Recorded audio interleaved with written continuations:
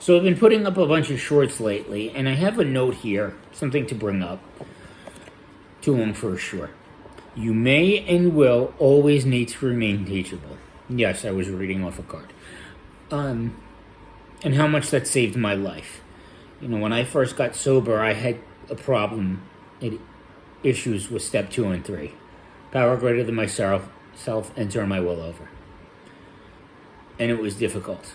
And something, I don't know about other programs, but something I heard in the main one is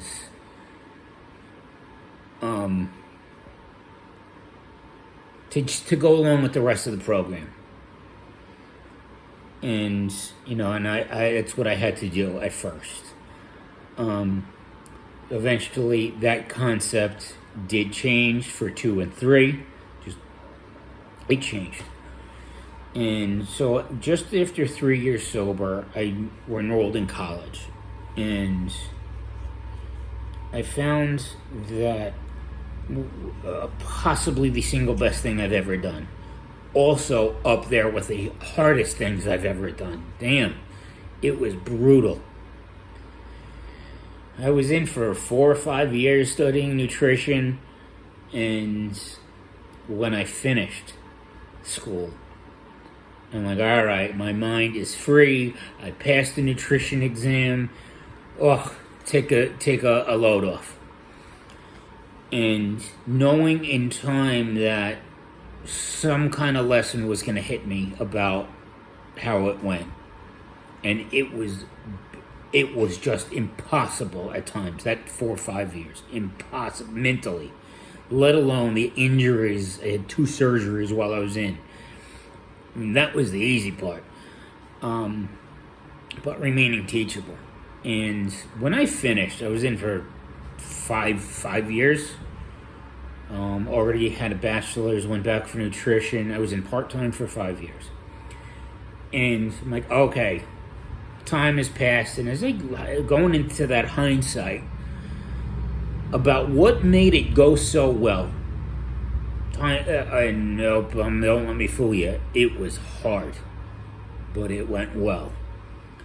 And I found that these steps, not that I was like looking at the steps in classes, but looking back, I'm like, and there was problems. I was having anxiety and migraines and the surgeries. And looking back, what made it go so well?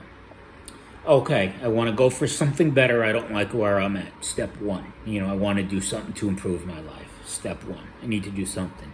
Step 2, it was entrusting the teachers and realizing that if I knew what I was doing for the nutrition class and whatever other classes I had to take, if I knew what I was doing, I'd be the teacher.